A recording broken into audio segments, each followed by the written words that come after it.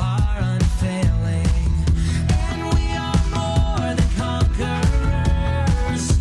Savior, in you our future is secure. By your power, we will not be shaken. We will not be silent. Sin is powerless. Our God is for us. Consider all that He has done, our sin He carried, and by His wounds we've overcome. Now we stand redeemed, and we are more than conquerors. Savior, in you our future is secure. By your power, we will not be shaken. We will not be silent. Sin is powerless. Our God is for us. We will not be broken.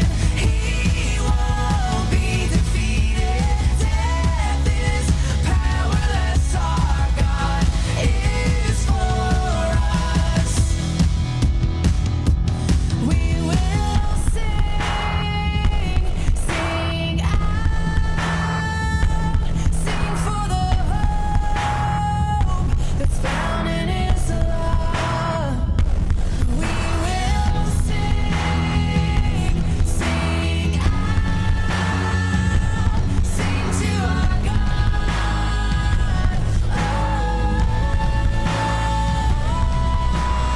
We will not be shaken. We will not be silent. Sin is powerless. Our God is for us. We will not be shaken. We will not be silent. Sin is powerless. Our God is for us. We will not be broken. He won't be defeated. Death is powerless. Our God is for us. Let revolution start, let it begin with me. You're the king of my heart and you have set me free. I want to shout it out. I want the whole world to see your love. From the moment time began, you had a purpose, you had a plan. You hold my future in your hands, and I believe it's true. You reached out and you rescued me. You gave me love for the world to see. In what I do and the words I speak, yeah, I belong to you. It's simply amazing the way that you save me. I want the world to know. Let revolution start, let it begin with me.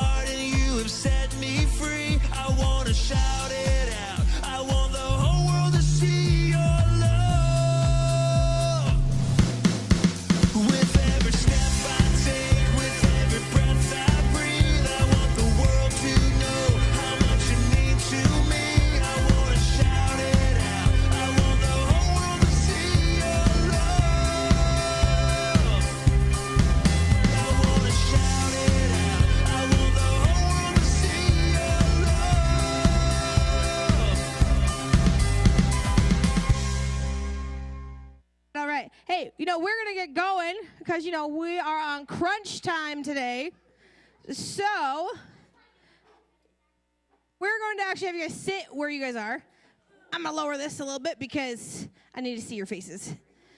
But I got to put this out here because I need to get to my notes for today. All right. Okay, so as you guys know, we are in the theme of hip hip. Hip hip. Nice. So I have a couple, you guys know what charades are, right? You act something silly, and you guys have to try to guess what it is, right? Okay, so I'm going to need some helpers today for my charades. Because what I'm going to do is I'm going to do my charades, and then you guys are going to try to remember them for when we do our lesson, okay?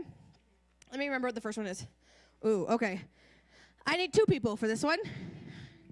Ooh, okay. How about you 2 right there? Yes, right there. Come on up. All right.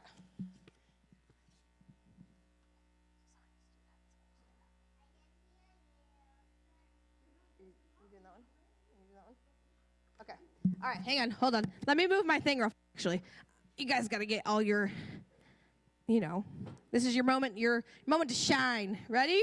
3, 2, 1, action.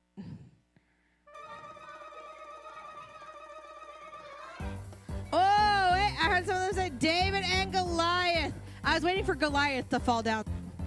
I think they were both David in that one. So David and David. Nice job, ladies. Give them a round of applause.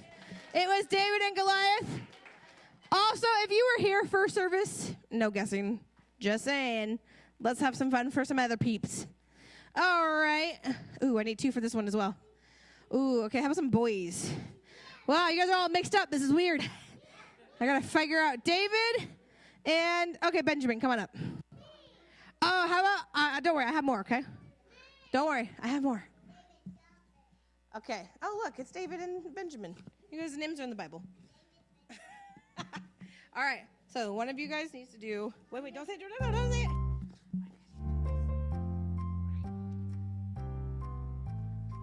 All right, hang on, ready?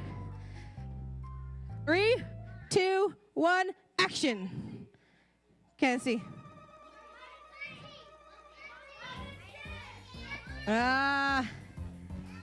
Nice job, everybody.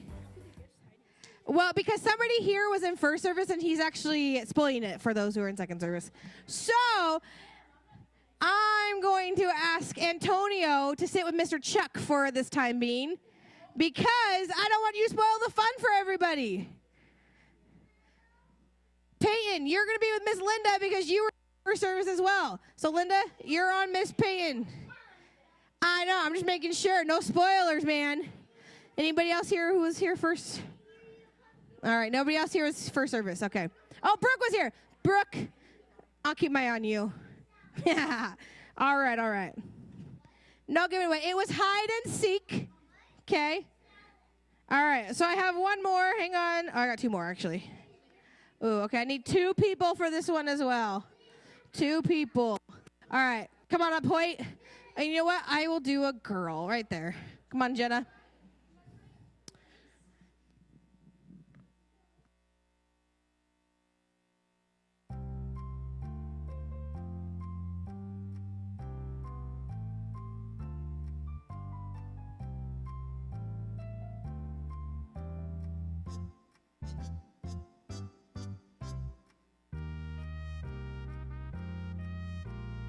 Go. 3. Wait, I gotta say action. Wait, hang on. 3, 2, 1, action.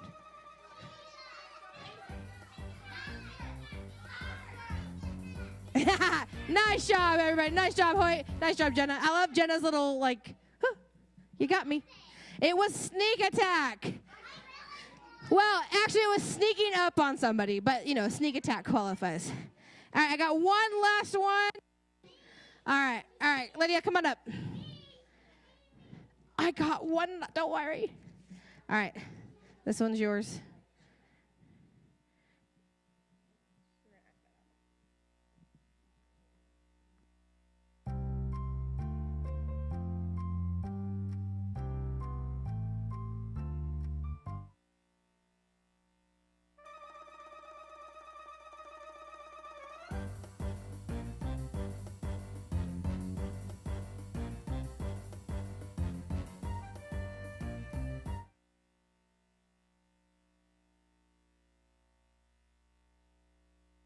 is crying really hard.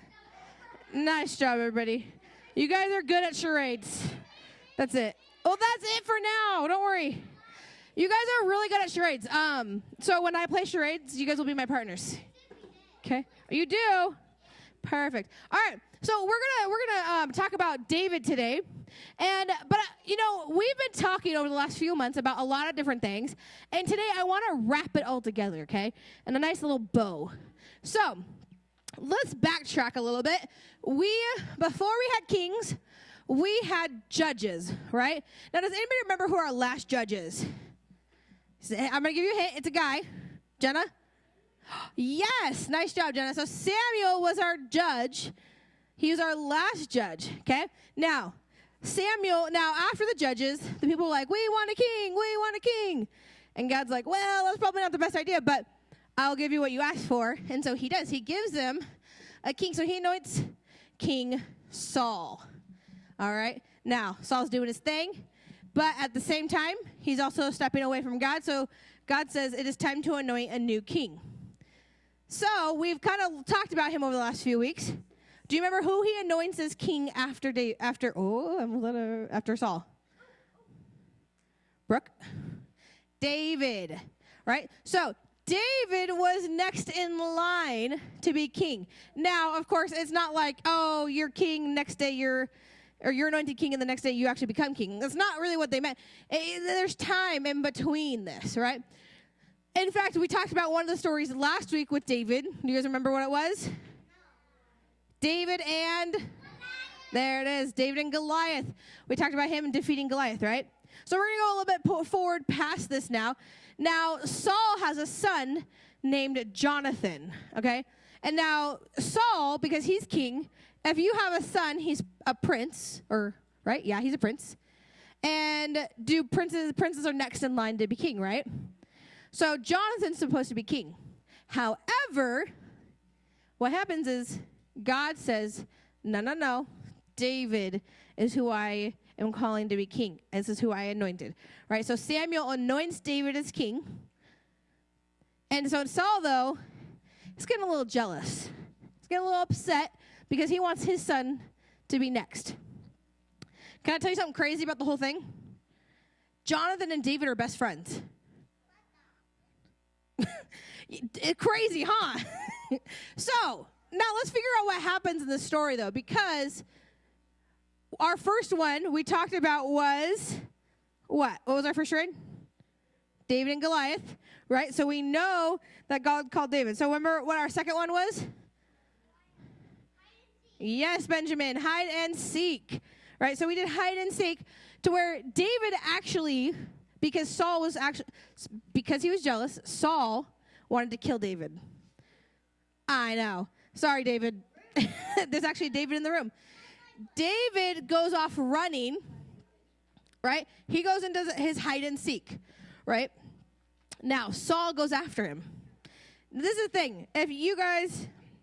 How many of you guys just had Thanksgiving? All of y'all hands should be raised. Did you guys have too much food? Yeah. Right? You guys were so full. Yeah? Now, here's the thing. If you guys eat too much food or you drink too much water, what do you got to do? Well, no, not quite there. Gotta go to the bathroom, use the restroom, right? So, King Saul, he's been traveling around trying to find David. He's been looking, but, David actually goes into this cave, right, to go hide from him. So he goes into his cave, and he hides. Now, Saul, not knowing he's in this cave, Saul's like, man, I gotta go to the bathroom. So, Saul goes into the cave to use the restroom, right? Who's in there? David's in there. He doesn't know David's in there. Now, this is the thing. Saul's been trying to kill David this entire time. So this is the perfect opportunity for David to take him out first. Right? Do you think he does that? No way. He does it. You want to know what he does? He does something different. In fact, Saul was using the restroom, and he had his robe on, and David snuck up to Saul, and he took his knife out, and he cut some of the fabric, and he cut some of the fabric, and he put it on Saul's face. And he said, and then he snuck back away. Saul leaves, and he's walking away with his army, and David goes, "Yo, Saul, check it out." And he's showing him that he has this fabric, because that shows him, hey, I could have killed you, but I didn't. Right? Because that's not who God called me to be. And in fact, God chose Saul to be king, and he was anointed, and that's a reason why David wouldn't do it, because God had chosen Saul. Now, here comes our last. Remember what our last one was? What was our last one? Crying really hard. So I want to read from this because this is what's important. Hang on. Oh, I moved it. Hang on. It says in 1 Samuel 24:12, it says this. This is David talking to Saul. Okay? He says, may the Lord judge between you and me, and may the Lord pay you back because of the wrong things you have done to me. But I won't do anything to hurt you. So David is saying it's in God's hands, and I'm not going to do anything. I'm not going to take it into my own hands. Now, this is what King Saul did. When King Saul realized that David had shown him mercy, he cried really hard. Right? He took his army, he left without hurting David. Now, can I tell you something? We fast forward a little bit. Saul didn't fully learn his lesson because Saul then again went after David and tried to kill him. But every single step of the way, God protected David because God had a plan for David. Well, he was called to be king. And so God protected David. Hang on. So God protected David. Now, Saul ended up dying in battle, and David became king, just like God had promised. But I want to share one more verse because there is another piece that I want to bring up into our own lives, okay? So can you put up my Thessalonians verse? Here we go. 1 Thessalonians says, make sure that no one pays back one wrong act with another. Instead, always try to do what is good for each other and for everyone else. Now, I want to put this in our day-to-day lives. How many of you get in an argument with your siblings? Right? How many of them take the remote and you want the remote to watch TV? Or maybe the video game remote, right? And you're like, oh, it's my time to shine for video games, right? Or maybe you're arguing and they won't share something, their food, their favorite dessert, right? So you punch them, right? What's your reaction to them? Do you take them out? So, wow, there's a lot of you who take them out. Do you guys call them names? Some of you, yeah, when I was your age, I definitely called my brother names, right? Oh my gosh, but those are our reactions, right? Now let's look at what the Bible says again, okay? Think about that. Make sure that no one pays back one wrong act with another. So it's saying that when somebody treats us wrong, we should not react to it, right? That we should act the same way. So who here remembers the golden rule? Let me remember the golden rule. You don't know the golden rule? Jenna, do you know what the golden rule is? Yeah, treat others as the way you want to be treated, right? Now, can I tell you guys something about this verse? It says, always try to do what is good. Now, look at this word try. Do you want to know why it's there? Because it means it's going to be hard. Sometimes we just get in the moment and we get mad or upset, right? But it says to try that, and when it's hard and difficult, who's going to help us out? God's going to help us out, right? And so we're going to come up with situations that we're going to find it hard to be nice to somebody. Huh? I don't know. But what I do know is that the Bible tells us to shine his love, right? And look at this last part. It says, and for everyone else, right? So how we treat others is how everyone's going to see Jesus, right? Do you want to show Jesus his love? Right? And so in those moments when somebody makes us mad or angry, that's our opportunity to calm down, take a minute and say, Jesus, please help me not be angry. Jesus, please help me treat my brother with kindness and love. So that way others around me know what you stand for and can get to know you and how much you love them, right? Sometimes I get mad and angry at my siblings. I have a lot. I have 12 siblings. I know. And it's a lot. So you better believe it. Sometimes I get upset with them. And I go, yeah, and you know what I do? I say, God, please help me right now, because right now I am not going to be nice, and I need your help to be nice. And you know what? God does help me with it. I need to take a minute, and I need to walk away. But in that moment, when I do that, I'm showing God's love, right? All right, we're going to talk about this in our, I think we only have a few more minutes left, but we're going to talk about this in our small groups. So everyone, hands together, eyes closed. Dear God, we thank you for today. We thank you with how much you love us, and we thank you that you forgive us. God, we just ask that you help us with our week as we show your love to our family and to our friends. In your name, amen.